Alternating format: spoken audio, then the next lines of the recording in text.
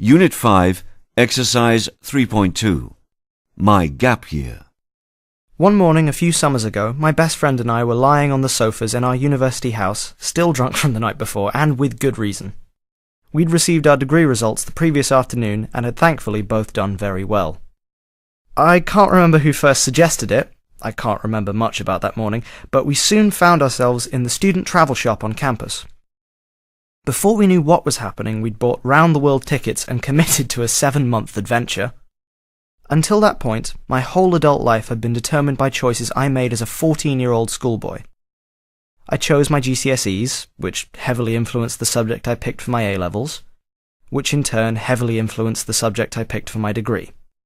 Each stage limited the next, and before I knew it, I'd graduated with a bachelor's degree in mechanical engineering and absolutely no idea what to do with my life. Apart from studying, I'd never actually done anything. I'd never been anywhere on my own for more than a few days, I'd never worked anywhere other than a garden centre in the summer, and I'd never done anything that had inspired me to follow a particular career path. Part of the reason I went on a gap year was because I just didn't know what else to do. But don't think travelling is only for people who are unsure of their path. Even if you know exactly what you want to do as a career, working as a beautician, an electrician or a nurse, it's still worth taking some time out before you start your higher studies or work.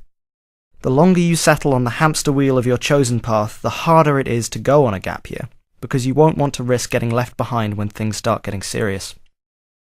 Another reason I went on a gap year was to delay the real world. What I didn't foresee was that travelling would actually prepare me for the real world, more so than my education had ever done. Even just giving yourself some time to save up for your big adventure might give you the opportunity to begin thinking about a life plan. You never know. The job you take to help you save money might inspire you to follow a particular career path. In my case, I ended up working for an industrial recruitment company, which led to several future job opportunities, and gave me a very useful taste of the world in which adults exist. The question still to be answered is what you should actually do with your gap year. Fortunately, there is no right or wrong answer to this, but based on my personal experience, I can tell you this. You could begin your travels by conforming to some of the stereotypes.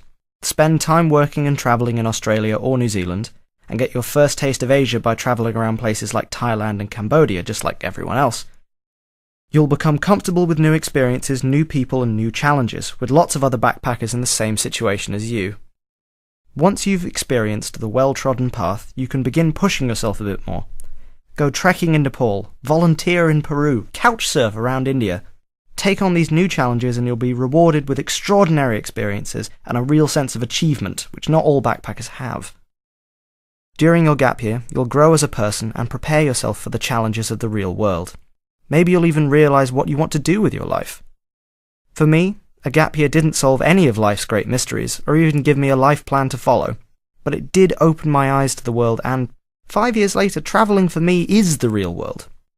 At the moment, I manage a travel shop in a beautiful town in Australia, have visited over 50 countries and have met incredible people all over the world.